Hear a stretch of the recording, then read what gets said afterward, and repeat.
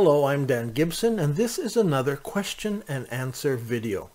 Today's question comes from Munir, but I've received similar questions and comments from many people who ask about the Al-Aqsa Mosque in Jerusalem. While I have addressed this topic in other videos, I'd like to do a dedicated video on this topic so people can easily find it. So today's question is simply, what about the Al-Aqsa Mosque in Jerusalem? In the Qibla tool, we show the Al-Aqsa Mosque in Jerusalem as being oriented towards Petra. This means that the Qibla is within 3 degrees of facing Petra in Jordan, and more than 12 degrees from facing Mecca in Saudi Arabia. So I've classified it as facing Petra, as that seems to be much closer. But what's more interesting is that the Quran talks about Al-Aqsa as being a mosque almost 100 years before it was built in Jerusalem. This has caused some problems and a lot of discussion because the Quran and other early Islamic literature seems to assume that Al-Aqsa as a mosque was in existence during the lifetime of Muhammad. So it seems that there were 2 different places that were known as Al-Aqsa. Let's review what the sources say about Al-Aqsa.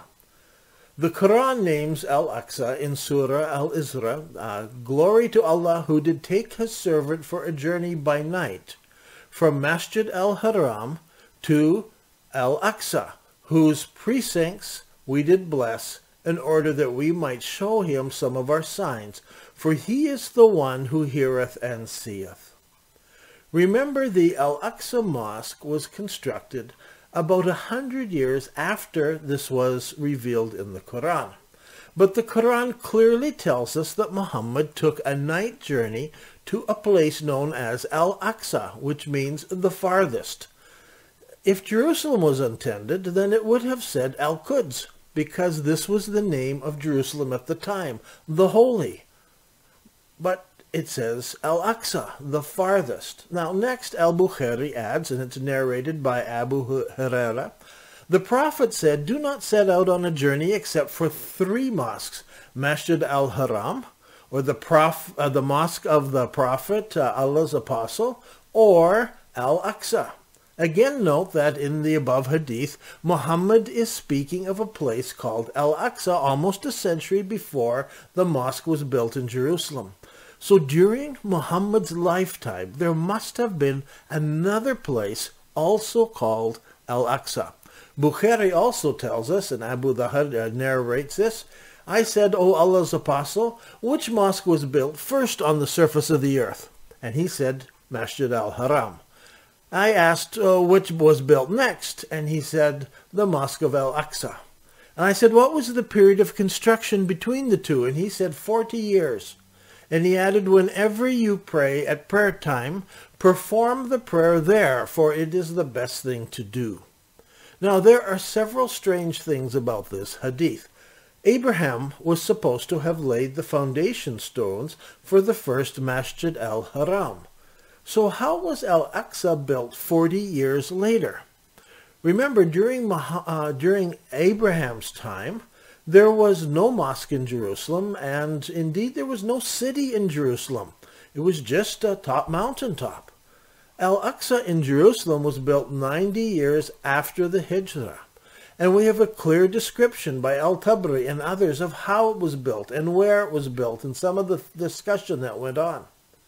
Now in Kitab al-Tarikh, al-Maghazi, an early Muslim historian and biographer, this is al-Waqidi writing, and he describes Muhammad's stay in the village of Jiranah, a few miles outside of Masjid al-Haram.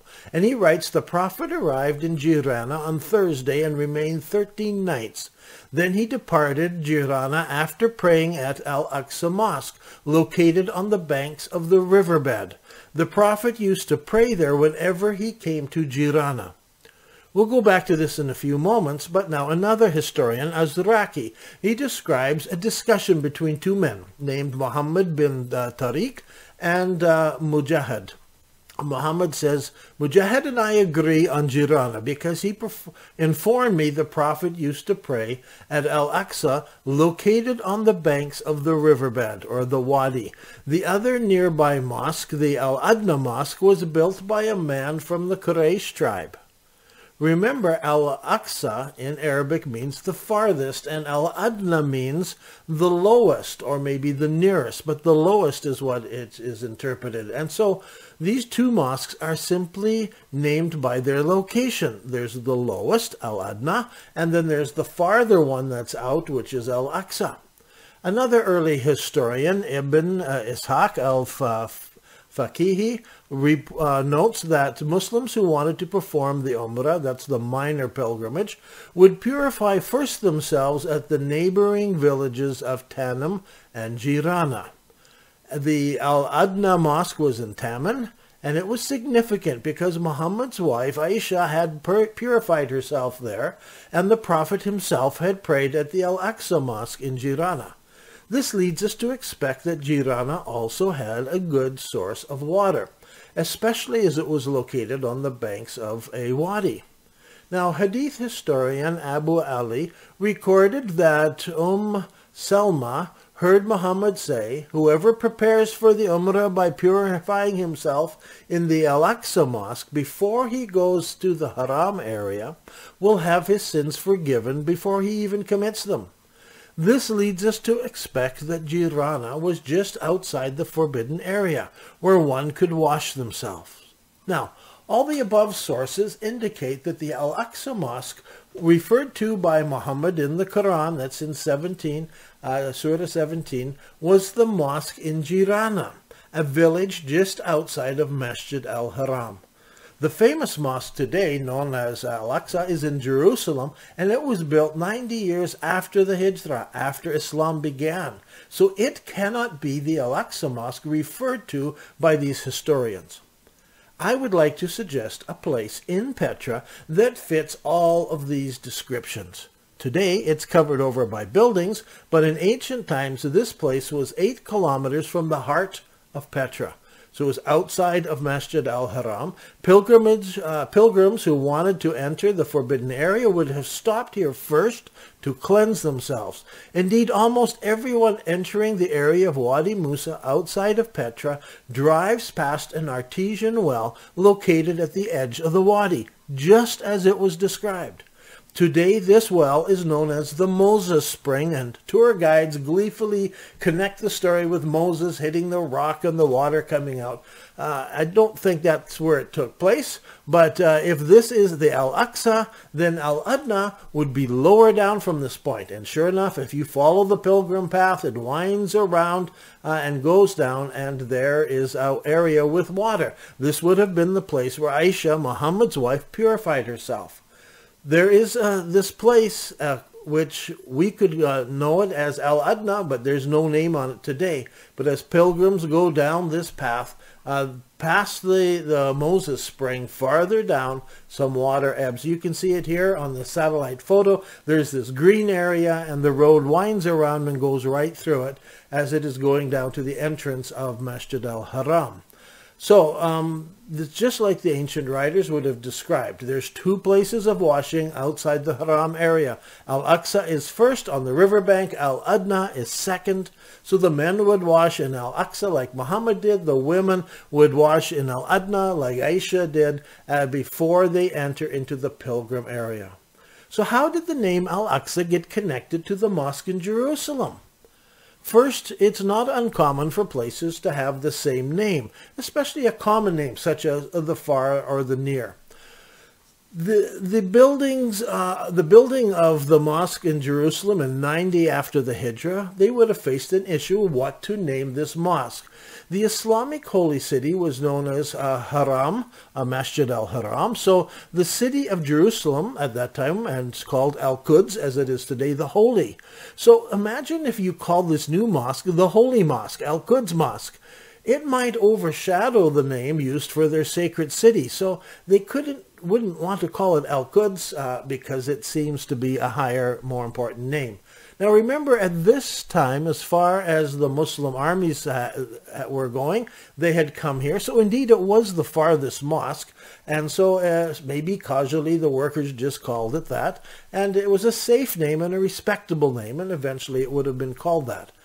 Now, many years later, after the original Masjid al-Haram in Petra was forgotten, and the original location of Al-Aqsa in Jiranah outside of Petra was forgotten, the Abbasid writers would tell the story of Muhammad traveling to Al-Aqsa in Jerusalem. And all everyone could ever remember was that it was in Jerusalem, because the one in Petra was forgotten. So to them, it seemed like a miracle that Muhammad had traveled so far at night. Now, let's review the dates for a few minutes, just so we get the dates in order. Put it in context. First, the Black Rock was moved to Mecca in Saudi Arabia around 70 after the Hijrah. Then, according to an inscription near Mecca, Masjid al-Haram was built in Mecca in 78 after the Hijrah. This is during the reign of Abd al-Malik ibn Marwan. In the year 89, the well Zamzam in the original Haram area at Petra was lost. It's then relocated in Mecca in Saudi Arabia. That's in Al-Tabri. This is during the reign of Al-Walid I. And also during Al-Walid's reign, Hajjaj starts to build his Between Mosques. It was the very next year, during the reign of Al-Walid, that Al-Aqsa was built.